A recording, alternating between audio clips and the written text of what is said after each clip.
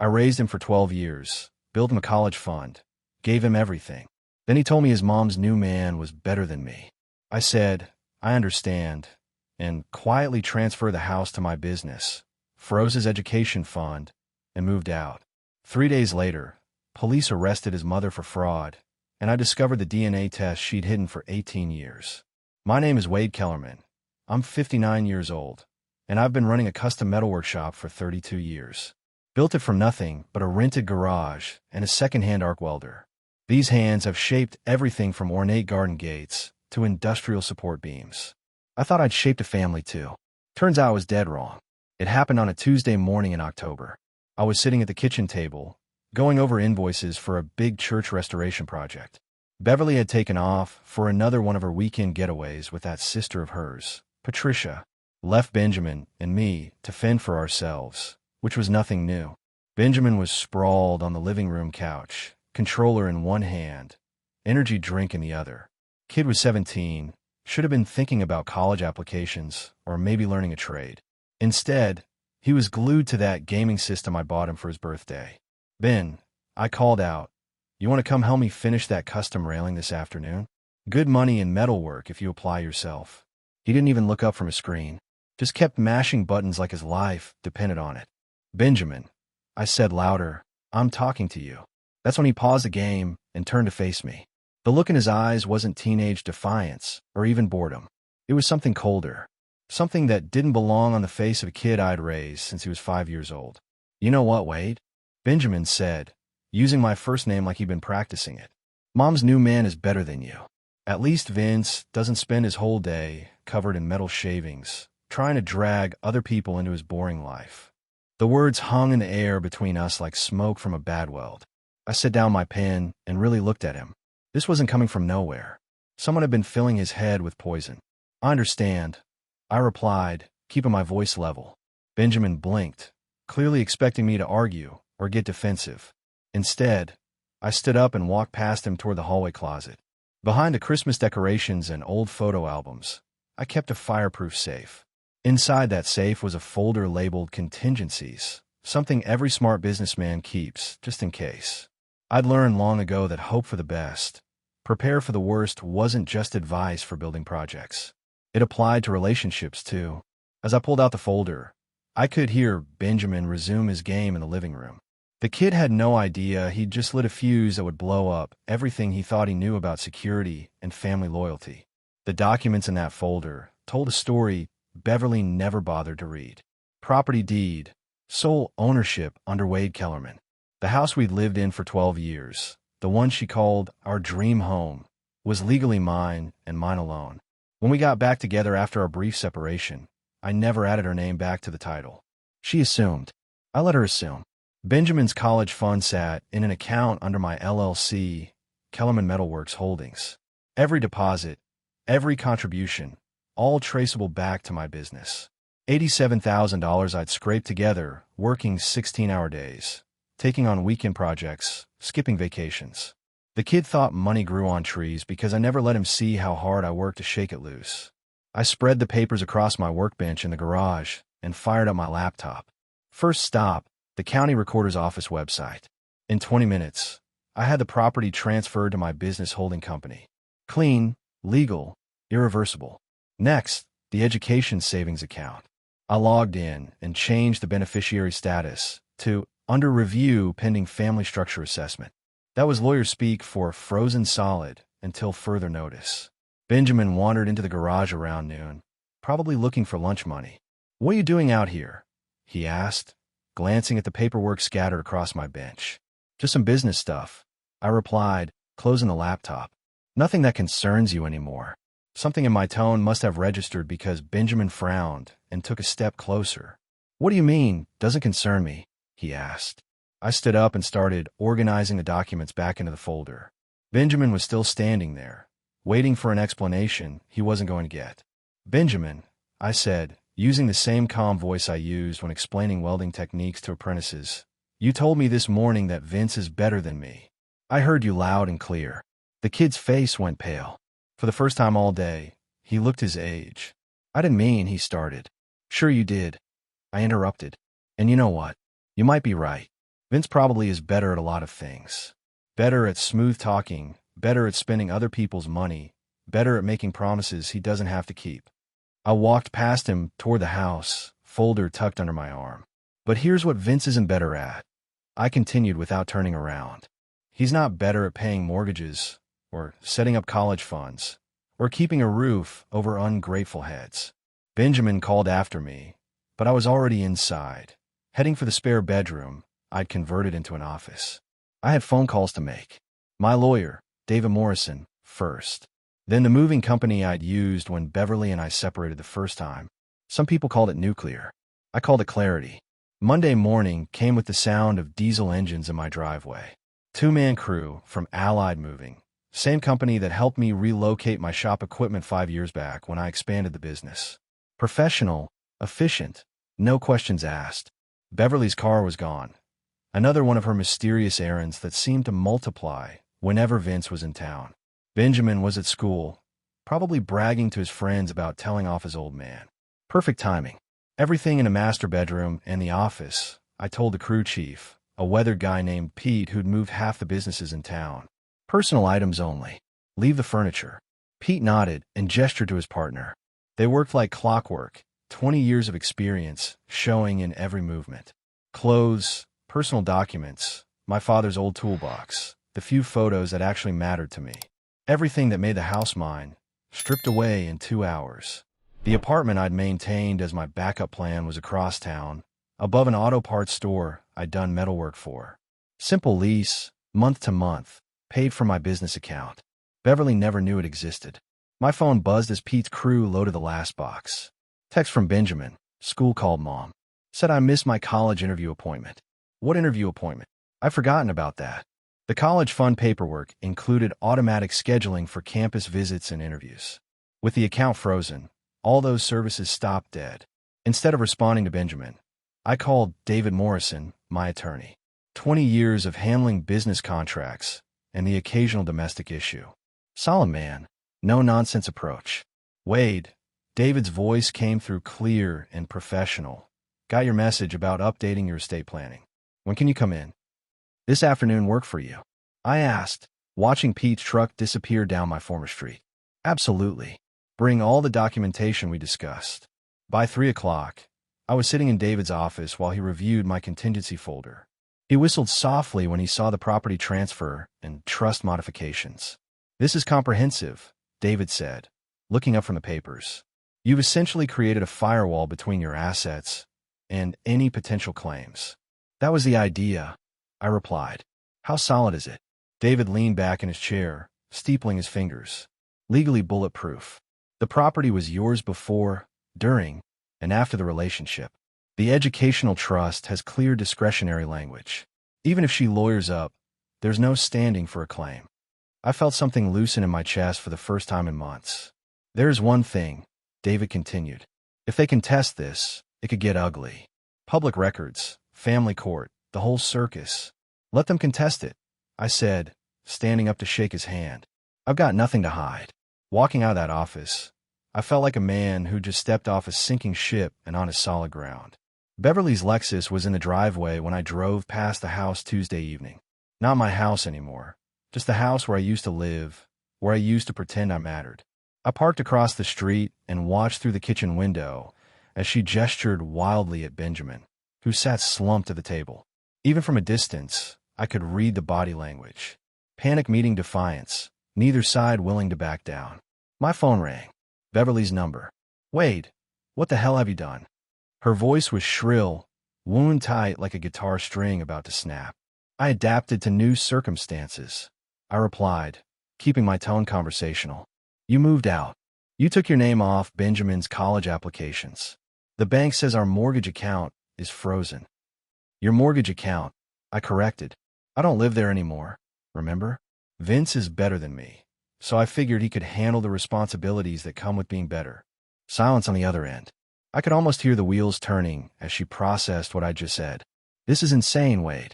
You can't just abandon your family over something a teenager said. I didn't abandon anyone, I said, watching Benjamin pace behind her through the window. I just stopped pretending to be welcome where I'm not wanted. Benjamin didn't mean it. Beverly's voice pitched higher. He's confused. He's 17. Beverly, let me ask you something. Where's Vince right now? Another pause. He had to go back to Chicago for work. Convenient. And when exactly is he planning to help with Benjamin's college situation? That's not. We'll figure it out. I could hear Benjamin in the background, his voice rising. Mom, tell him about the letters. Tell him about the rejection notices. Beverly must have covered the phone because the next few seconds were muffled. When she came back on the line, her voice had changed. Less demanding, more desperate. Wait, please. The college fund is frozen. Benjamin got rejection letters from 3 schools today because the financial guarantees fell through. The house payment bounced. We need to talk.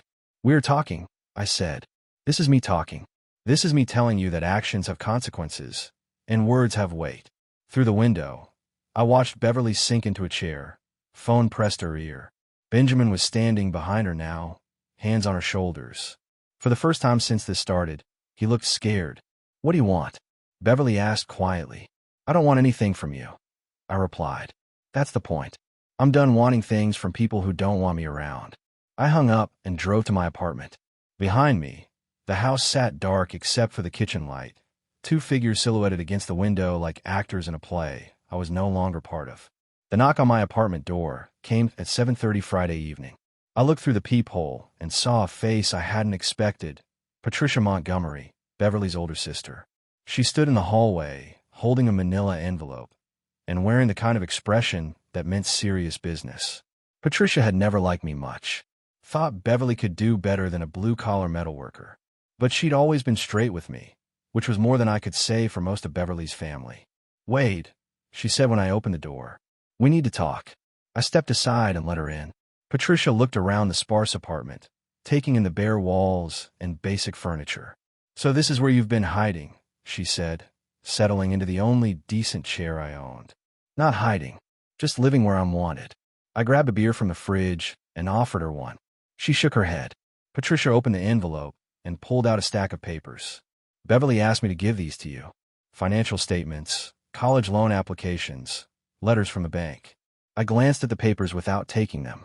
Not my problem anymore. That's where you're wrong, Patricia said, leaning forward. Wade, there's something you need to know about Benjamin. Something Beverly should have told you years ago. The tone in her voice made me sit down. Patricia wasn't one for drama or games. If she was here, it was important. What are you talking about? I asked. Patricia pulled out another document from the bottom of the stack. A paternity test, dated 18 years ago. My name was on it, along with Benjamin's biological father and Beverly's. This was done when Benjamin was born, Patricia said quietly. Beverly was seeing both you and Robert at the same time. She needed to know who the father was. I stared at the paper, processing what I was seeing. The results showed a 99.7% probability that I was Benjamin's biological father. She never told me. I said, my voice barely above a whisper. She was scared you'd leave her if you knew she'd been with Robert too. Then when Robert took off anyway, she figured it was better to let you think you were just being a good stepfather. The room felt like it was spinning. For 12 years, I'd raised a boy I thought was another man's son, loving him, providing for him, never knowing he was actually mine. Does Benjamin know? I asked. Patricia shook her head. Beverly never told him. She's kept this secret for 18 years. I stood up and walked to the window, looking out at the street below. Everything I thought I knew about my family had just shifted. She wants you to come home, Patricia continued. Says she'll tell Benjamin the truth, if that's what it takes. I turned back to face her. And what about Vince? Where does he fit into this revelation? Patricia's face darkened. Vince is gone, Wade. Disappeared 3 days ago. Left Beverly with nothing but empty promises and a maxed-out credit card he convinced her to co-sign. The pieces were falling into place. Beverly wasn't just desperate about money. She was desperate about everything falling apart at once. Patricia, I said, taking the paternity test from her hands, tell Beverly I'll think about it. But thinking and doing are 2 different things. After she left, I sat alone with that piece of paper, staring at the scientific proof that the boy who'd call me obsolete was actually my flesh and blood. Saturday morning brought another visitor I wasn't expecting. Benjamin stood outside my apartment building, looking younger than his 17 years and scared in a way I'd never seen before. He was holding his phone when I opened the door, and I could see tear tracks on his cheeks. "Can I come in?" he asked, his voice hoarse. I stepped aside and watched as he took in the apartment. Same reaction as his aunt, surprise at how little I needed to be comfortable. "Mom told me," Benjamin said without preamble, "about the test, about you being my real father." I poured myself coffee and offered him some. He shook his head and sat heavily on my couch. "She also told me about the college fund," he continued, "and the house, and how you moved everything to your business." "Did she tell you why?" I asked. Benjamin nodded, wiping his nose with his sleeve. "Because I said Vince was better than you. Because I was a stupid kid who didn't know what he was talking about." "You weren't stupid," I replied, sitting across from him. "You were 17, and someone filled your head with lies. But words have consequences, Benjamin, even when you're 17. Benjamin looked up at me with red-rimmed eyes. "Vince is gone. Mom found out he was married, that he took money from other women before her. She's broke, and it's my fault. Your fault for believing him, maybe, but not your fault he was a con artist." Benjamin pulled out his phone and showed me the screen.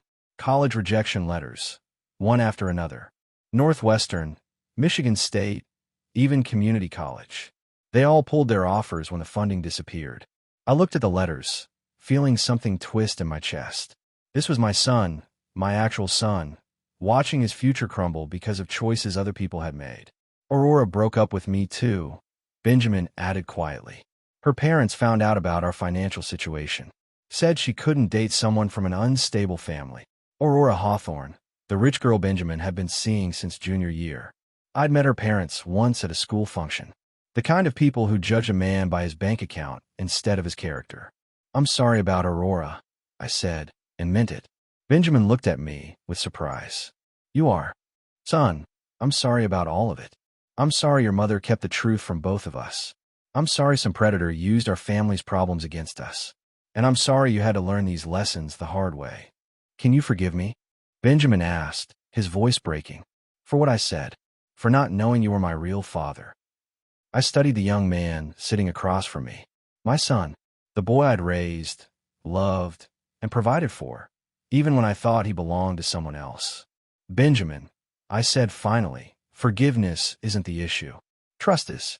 You broke something between us that can't be fixed with apologies."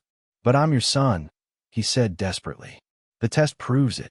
Biology doesn't erase disrespect," I replied. "And DNA doesn't automatically restore a relationship that someone chose to destroy." Benjamin stared at me for a long moment, then nodded slowly. "What can I do to fix this?" "Start by learning the difference between a father and a sperm donor," I said. "Then figure out what kind of man you want to become." Monday morning brought news that changed everything. I was reviewing blueprints for a church restoration project when David Morrison called with information that made my blood run cold. "Wade, we need to meet immediately." David's voice was urgent. "I've discovered something about Beverly's finances that you need to see." An hour later, I sat in David's office staring at bank statements and tax documents that painted a picture I never could have imagined. "She's been filing fraudulent tax returns for 3 years," David explained, pointing to highlighted sections. "Claiming business deductions through a shell company that doesn't exist, reporting fake charitable contributions, even claiming Benjamin as a dependent on returns where she listed herself as unmarried." The papers showed a pattern of deliberate deception. Beverly had been systematically defrauding the IRS while living in my house, spending my money, and letting me believe we were building a life together. "How much are we talking about?" I asked. "Conservative estimate. She owes the government about $60,000 in back taxes and penalties." "But wait, there's more."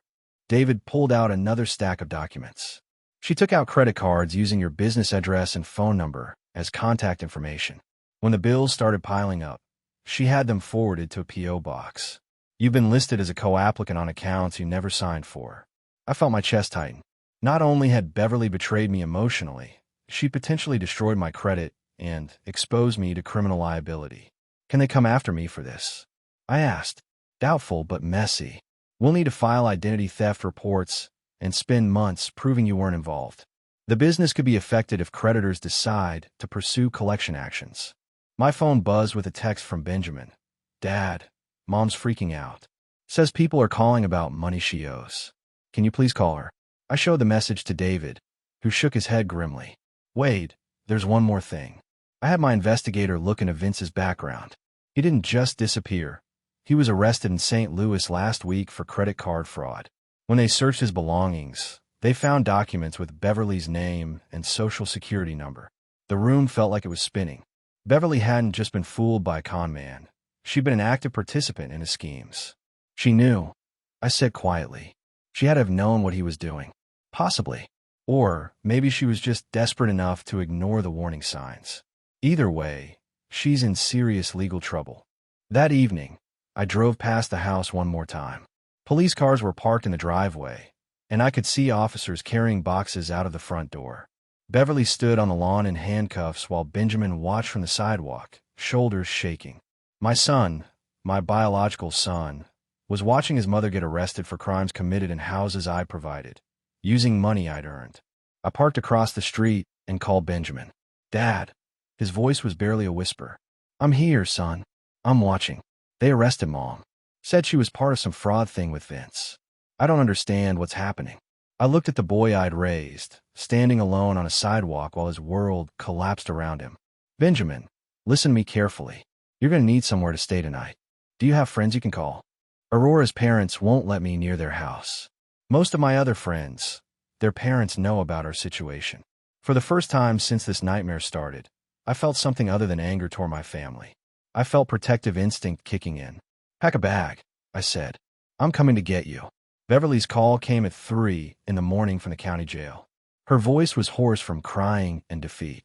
Wade, I need bail money. $50,000. The lawyer says I could be looking at federal charges. I sat on the edge of my bed in the dark apartment, listening to the woman who destroyed my trust beg for help.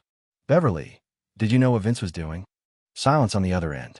Then, quietly, not first, but when the money started coming in, when he showed me how easy it was, I was desperate, Wade. The house payments, Benjamin's college fund that you'd frozen, I couldn't see another way. So you decided to commit crimes using my identity. I never meant for you to get involved. Vince said he could keep your name out of it. I walked to the window where Benjamin was sleeping on my couch.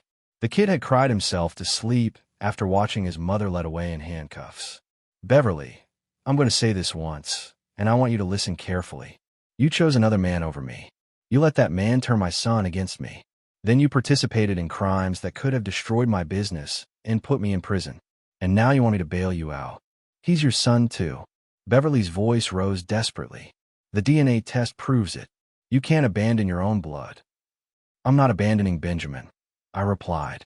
He's sleeping on my couch right now, safe and protected. But you made your choices, Beverly. Live with him. Wait, please. I'm begging you. I'll do anything.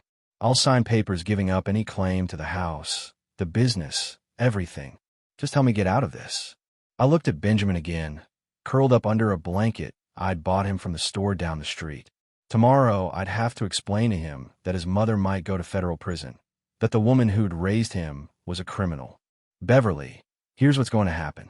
I'm going to take care of Benjamin because he's 17 years old and he's my son. But you're going to serve whatever time they give you, and you're going to use that time to figure out how you became the kind of person who steals from the man who loved her. You can't mean that. I've never meant anything more in my life. You told me Vince was better than me. You were wrong. But now you're going to find out what worse than me looks like. I hung up and turned off my phone. Beverly called back repeatedly, but I didn't answer. Some bridges, once burned, can't be rebuilt. In the morning, Benjamin woke up and looked around the apartment like he'd forgotten where he was. Dad, he said softly, what happens now? I sat down across from him and looked at my son, scared, abandoned, but still breathing. Now we figure out how to be a family, I said. A real one this time. 6 months later, I stood in the doorway of what used to be our family home, watching movers load the last of Beverly's belongings into a truck. She'd gotten 18 months in federal prison, reduced to 14 with good behavior for cooperating with prosecutors. The house had been sold to cover her legal debts and restitution payments. Benjamin was beside me, taller now, steadier. The boy who'd told me another man was better had grown into someone who understood the weight of words and the cost of loyalty. You think she'll be okay in there? He asked, watching the truck pull away. Your mother's tougher than she looks, I replied. Prison might actually be the best thing for her. Time to think about who she wants to be when she gets out.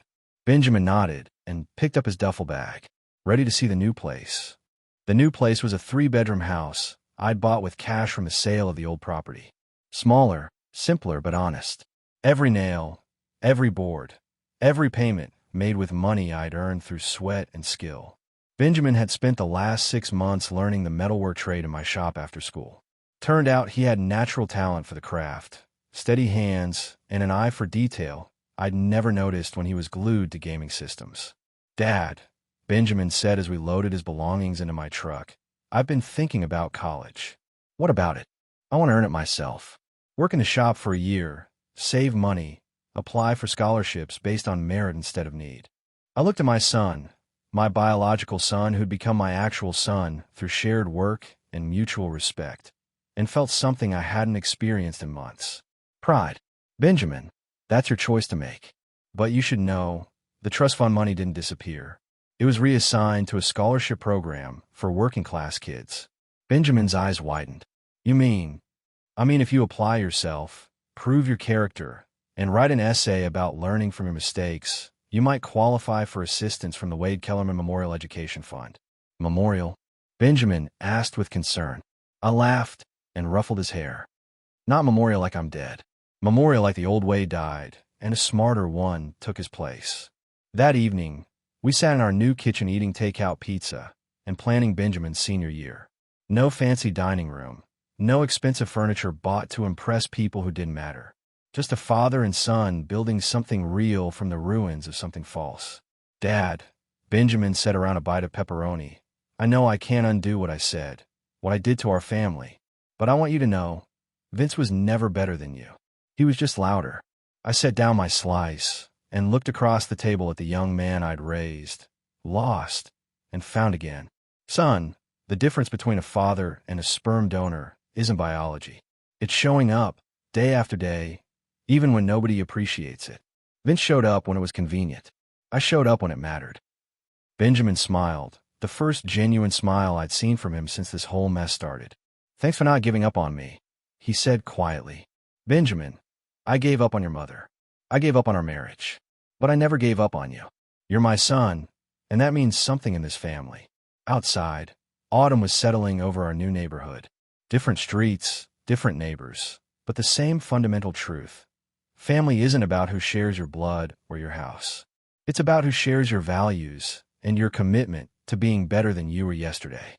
2 years later, I was welding a custom gate for the local cemetery when Benjamin walked into the shop wearing his Northwestern University sweatshirt. He was home for Thanksgiving break, looking every inch the college man he'd become. How's the engineering program treating you? I asked, pulling off my welding mask. Professor Martinez says I have an intuitive understanding of structural integrity, Benjamin replied with a grin. Wonder where that came from. The Wade Kellerman Memorial Education Fund had indeed awarded Benjamin a partial scholarship, combined with academic merit awards and a work-study program. He'd earned every penny of his education through grades, character references, and an essay about learning the difference between respect and entitlement. Got some news, Benjamin said, pulling out his phone. Aurora called yesterday. I raised an eyebrow. Aurora Hawthorne, the rich girl who dumped him when our family troubles became public knowledge. Her parents are getting divorced, Benjamin continued. Turns out her father was embezzling from his law firm. The family's broke, and Aurora's working 2 jobs to pay for community college. How do you feel about that? I asked. Benjamin shrugged. I feel sorry for her, but not because of the money. I feel sorry because she never learned what real strength looks like. When things got tough, she ran. When things got tough for us, we stuck together and figured it out. The shop door opened and David Morrison walked in, carrying a manila envelope and wearing the expression of a man bearing important news. Wade, the federal prosecutor called. Beverly's being released next month for good behavior. She'll be on supervised probation for 2 years. I set down my welding torch and wiped my hands on a shop rag. How do you feel about that, Benjamin? Benjamin considered the question seriously. I think Mom needs to prove she's learned from her mistakes, just like I did. But she's going to have to earn her way back into our lives. David handed me the envelope. There's something else. Beverly signed over all parental rights to Benjamin. Says she wants him to have a clean start without her criminal record affecting his future. I opened the envelope and found legal documents making me Benjamin's sole legal guardian, despite him being 19 years old. It was symbolic more than practical, but symbols mattered. She also wrote you a letter, David added. The letter was brief. Wade, I know I can never undo the damage I caused to you and Benjamin. I know I chose poorly and nearly destroyed the best man I ever knew. I don't expect forgiveness, but I want you to know that watching you rebuild our son into a man of character has been the only light in this darkness. He is who he is because of you, not me. Thank you for being the father he deserved. Beverly. I folded the letter and put it in my pocket. Someday, maybe Benjamin would want to read it. Or maybe not. Either way, it was his choice to make. That evening, Benjamin and I sat on the porch of our simple house, watching the sun set over our honest neighborhood. No mansions, no status symbols, just working families living within their means and treating each other with respect. Dad, Benjamin said, I've been thinking about after college. Maybe starting my own engineering firm, specializing in structural metalwork. That's a solid plan, I replied. You could call it Kellerman and Son Engineering. Benjamin smiled and nodded. Kellerman and Son has a nice ring to it. We sat in comfortable silence, two men who'd learned that the strongest structures aren't built from the most expensive materials. They're built from honest work, mutual respect, and the kind of love that shows up even when nobody's watching.